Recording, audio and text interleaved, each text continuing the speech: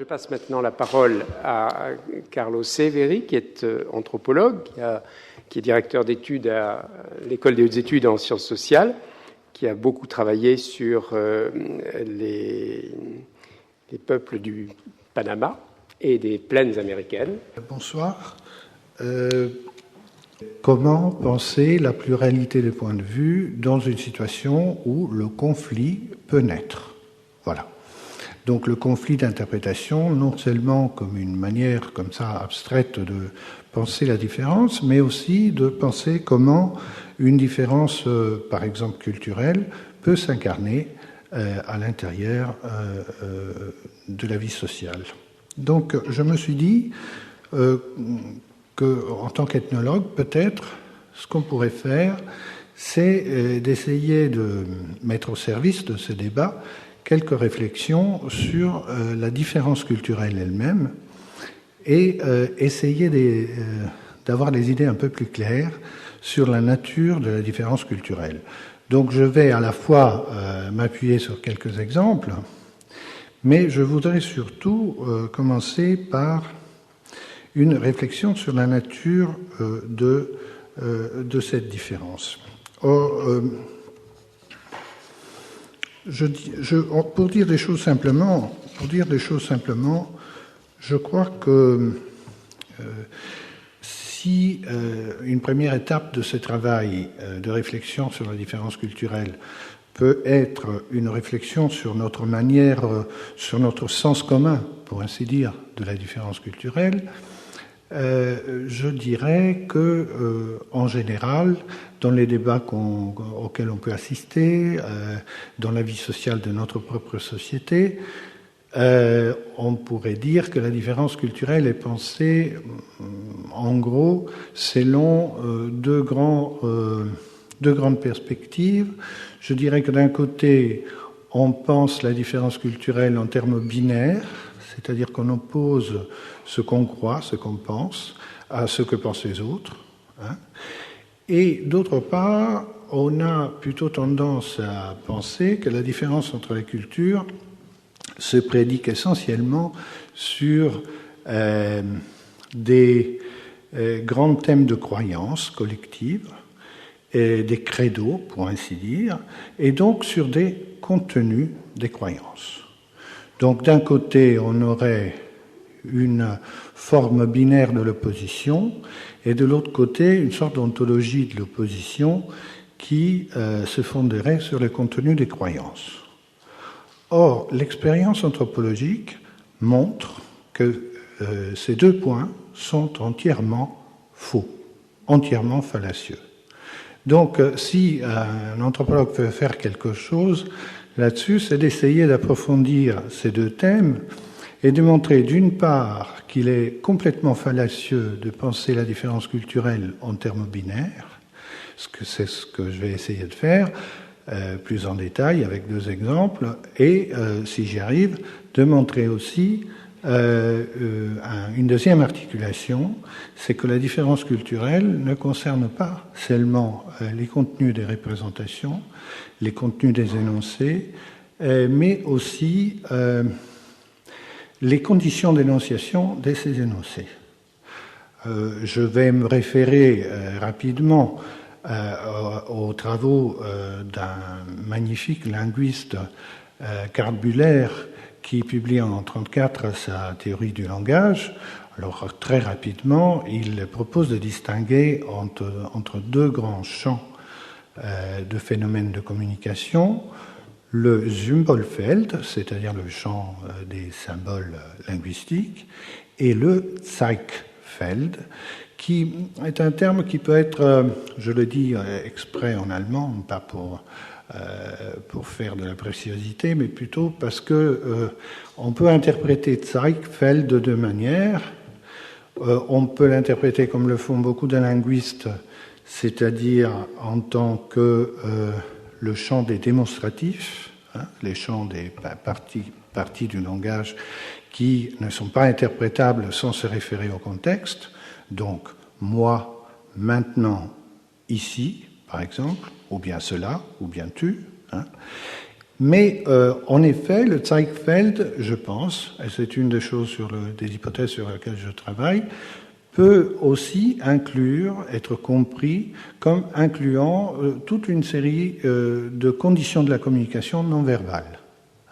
Donc on a là des indications de contexte au sens technique du terme qui seraient à la fois verbales et non verbales et qui seraient désignées par le Zeitfeld. Or, mon hypothèse sera, si j'arrive à vous montrer aussi cette articulation, est que la différence culturelle se prédique aussi bien sur le contenu des représentations que sur le champ des démonstratifs, c'est-à-dire les indications en ce qui concerne le sujet de l'énonciation, les circonstances spatio-temporelles de la communication. Voilà. Or, prenons donc le premier point. La différence culturelle serait prédiquée ou serait pensable en termes essentiellement binaires.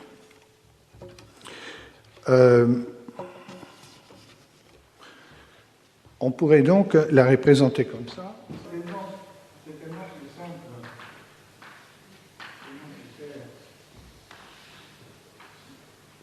Je pense qu'on peut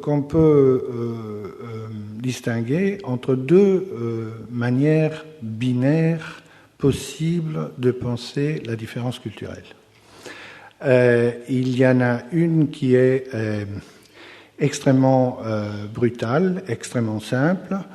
C'est celle qui consiste à opposer des choses qui caractérisent notre culture à nous et à qualifier des cultures qui ne sont pas assimilables à la nôtre comme des cultures qui manquent de quelque chose.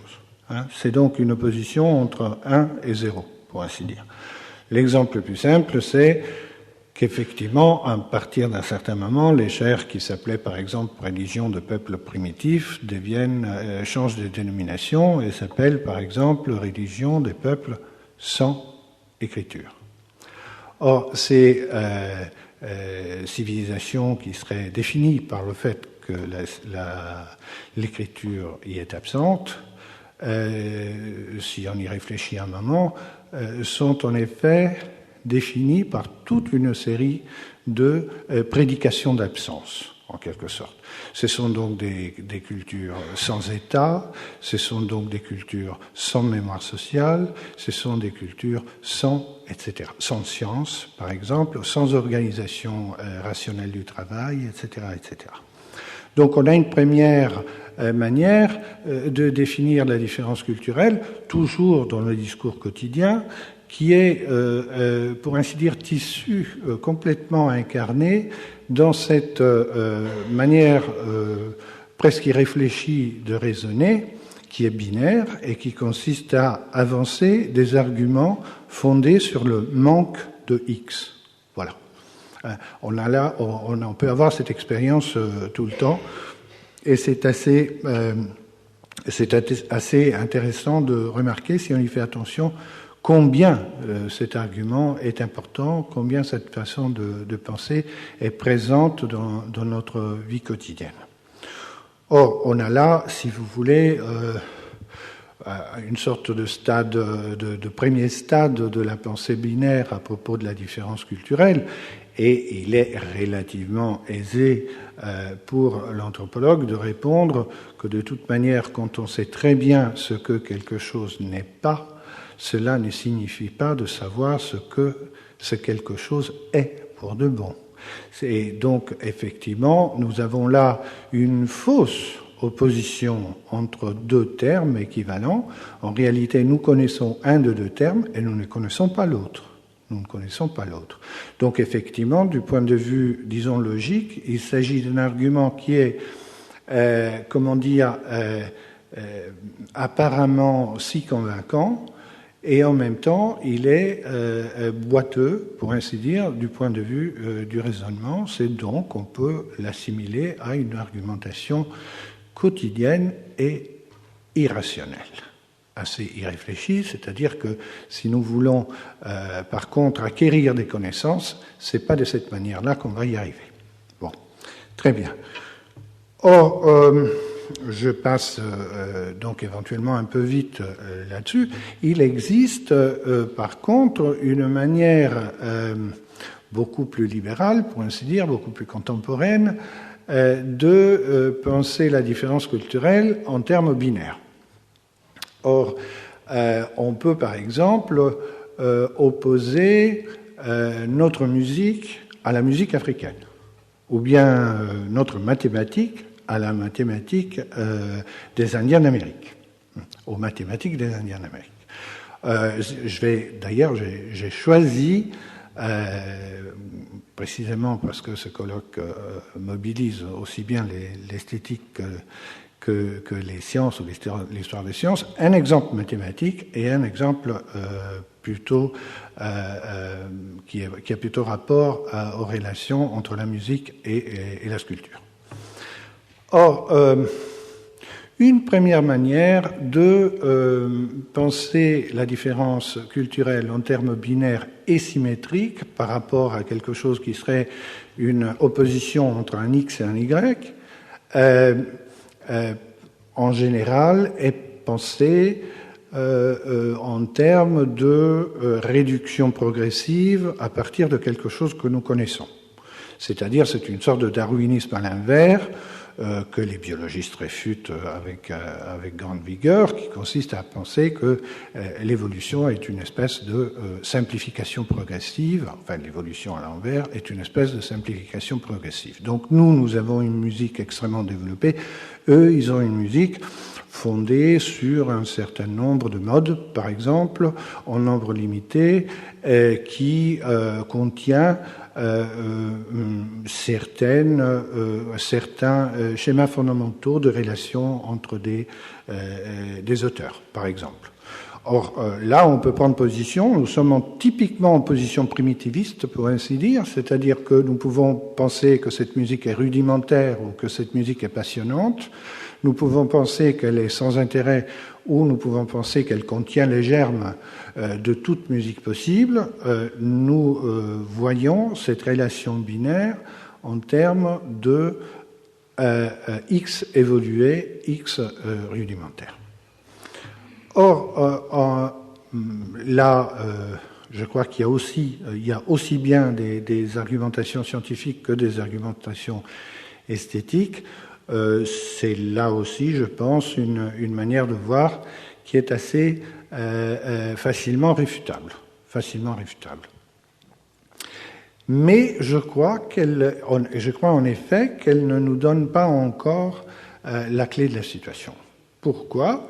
Parce que nous allons voir que le travail sur des cultures différentes de la nôtre en termes positifs, c'est-à-dire en termes qui se donnent pour but de comprendre ce que ces gens ont mis à la place de ce qui leur manque selon nous, et nous conduit à connaître des objets complexes, plus complexes de ce que nous pouvons penser, et qui en effet articulent des choses ou des éléments de l'expérience que nous avons l'habitude, par exemple, de séparer.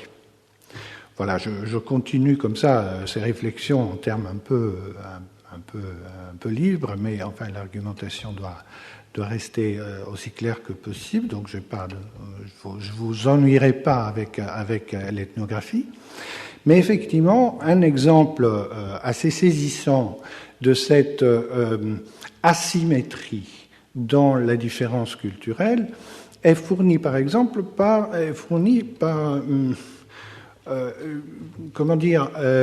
peut-être le classique même, le thème classique de toute ethnomathématique.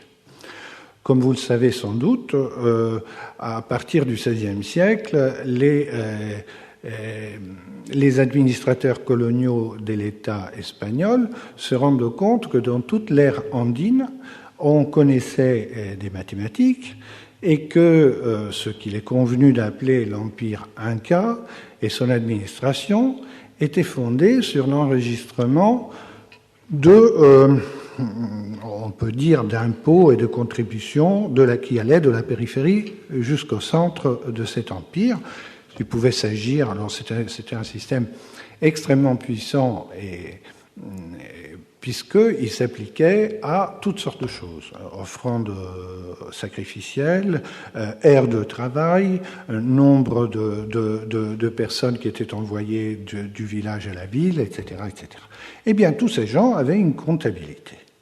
Cette comptabilité était confiée à des étranges objets, c'est-à-dire des séries de cordelettes scandées par des nœuds, et par exemple, Robert et Marcia Archer, qui sont deux ethno-mathématiciens, montrent d'une façon formidable que, au miracle, cette mathématique était un système décimal que nous connaissons très bien. Ça marche de 10 à 100 à 1000 à 10 000, etc. Et nous avons donc la possibilité, dans ce système de cordelettes, d'avoir une sorte d'image de l'organisation de ces quantités par groupe qui avaient donc des relations régulières. Vous pouvez avoir, par exemple, dans un quipou, dans un ensemble de cordelettes, plusieurs cordelettes avec plusieurs couleurs. Il n'y en a pas beaucoup, comme 5 ou 6. Et puis, à partir de là, on pouvait avoir des relations 1, 10, 100, 1000, etc., de manière à ce que je pouvais compter, par exemple, 5 heures de travail sur 4 semaines pour un certain nombre de villages, par exemple. Voilà. Or, nous commençons à mieux connaître ces objets. Il y en a à peu près 600 dans nos musées. Des collègues comme Frank Salomon et Gary Arton, Wisconsin l'un, Harvard l'autre, ont commencé des travaux d'interprétation sur ces systèmes mathématiques. Pourquoi ? Qu'est-ce qui pousse notre recherche ? Un gros problème. Nous avons à peu près 600 témoignages, objets, quipoux, et en fait, le 30% de ces objets n'exhibent aucune régularité mathématique. Il se trouve que nous avons plutôt des séries du genre, que les linguistes me comprendront, parallélistes, c'est-à-dire des séries du genre A, B, B, C, D, D, D, E, F, F, F, A, B, C, etc., plutôt que des régularités de type mathématique. Du coup, stupéfaction, surprise, qu'est-ce que donc un système arithmétique décimal dont le 30% des témoignages que nous avons ne possède aucune régularité arithmétique. En fait, on se remet à lire les témoignages du XVIe siècle et nous redécouvrons un témoignage qui avait été peu entendu. Et en fait, nous découvrons que ces habitants de la région andine utilisaient, ou plutôt les spécialistes qui avaient l'équipe Ocamayoc, les spécialistes qui possédaient ces objets, pour eux, très clairement, ces objets avaient deux fonctions différentes. L'une, c'était pour compter et enregistrer les choses. L'autre, c'était pour raconter et mettre en mémoire des longs textes, des longues narrations. Donc, vous voyez bien que je peux parler d'ethno-mathématiques en ce qui concerne le 70% de ces objets. Et donc, si je projette d'une certaine manière un certain rayon de lumière sur ces objets, j'ai tout à fait une relation symétrique, nos mathématiques à nous, leurs mathématiques à eux. Mais en fait, si je veux en réalité passer de la relation binaire et me demander qu'est-ce que ces gens ont inventé avant d'utiliser mes étiquettes à moi, c'est des maths, c'est le système décimal, etc., je me trouve en face d'un objet qui, lui, est défini par la relation et l'articulation entre deux choses que je sépare d'habitude, c'est-à-dire la mise en mémoire de narration et la mise en mémoire de système de calcul. Voilà. Alors, c'est là un premier exemple pour dire, attention, la différence culturelle, elle n'est pas pensable en termes de manque de X, mais elle n'est pas pensable non plus en termes de symétrie entre ce que je sais et ce que je trouve dans ces civilisations. Donc on retrouve là, en quelque sorte, un aspect asymétrique et complexe de la différence culturelle qui est assez surprenant et qui change quand même la perspective. Je note naturellement que je prends ici, c'est une chose que j'aurais dû dire avant, que je prends ici la différence culturelle comme un fait à expliquer et non pas à éliminer. C'est-à-dire, l'idée étant, enfin le choix que je fais étant que la différence culturelle est intéressante en soi. C'est un phénomène, pour ainsi dire, d'espèce, et c'est ça que je voudrais essayer de mieux comprendre et mieux décrire. Donc, si on veut mieux comprendre la différence culturelle, il faut tout d'abord en donner une bonne description, et il faut donc passer d'une description en termes de manque de quelque chose, en passant par une description en termes symétriques pour en arriver, au contraire, à une relation asymétrique. Or, je ne sais pas combien il me reste, une dizaine de minutes ? 5 minutes. Bon. 5 minutes.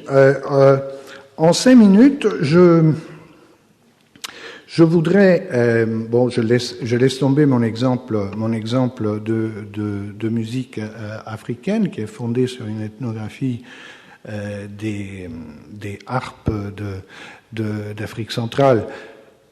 Je peux indiquer simplement que dans un objet comme celui-ci, qui est une harpe zandée, d'habitude, je le trouve décrit comme un instrument de musique portant une décoration anthropomorphe sur son manche. En fait, si j'étudie l'ethnographie, je me rends compte que cet instrument vit donc ce n'est pas une décoration anthropomorphe qui est ajoutée, mais c'est l'instrument lui-même qui devient un terme de communication quasi-anthropomorphe. C'est-à-dire que j'utilise avec cet instrument une des facultés que les psychologues cognitifs connaissent très bien, c'est-à-dire que je m'adresse à cet instrument, à cet objet, comme si c'était quelqu'un.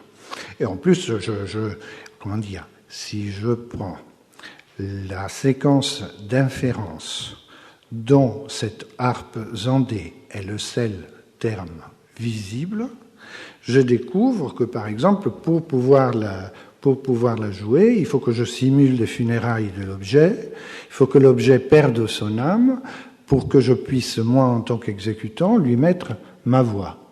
Et ensuite, petit à petit, je vais augmenter intensifier les descriptions, et je découvrirai qu'en fait, l'apparition de cette tête est une manière de transformer non seulement l'objet en un quasi-humain, mais aussi le son mécaniquement produit en une voix. Donc à partir de là, voilà, ça par exemple c'est un tambour qui, en fait, une fois qu'on le joue, matérialise, pour ainsi dire, la présence d'un personnage qui peut être un homme ou un animal. Donc à partir de là, je me rends compte que si je fais une analyse de ces objets comme si c'était de la sculpture, et c'est souvent ce qu'on fait, je leur ampute, pour ainsi dire, une partie de leur présence. Si je fais une théorie, par exemple, modale de cette musique, je ne saisis précisément pas la nature de cette affaire, qui est une relation synesthésique entre deux moyens d'expression, l'un visuel et l'autre sonore. Donc là encore, comme chez les Kipou, j'avais une articulation inattendue entre la narration et le calcul, ici j'ai une relation inattendue entre la musique et ce que nous appelons les arts plastiques, etc., etc. Donc à nouveau, on se retrouve face à un objet qui peut nous paraître hybride, pour ainsi dire, précisément parce qu'il articule des choses que nous séparons dans notre tradition occidentale. Donc on a là à nouveau quelque chose comme une différence asymétrique qui n'est pas pensable en termes binaires. Voilà. Je m'arrête là puisque j'ai plus de temps.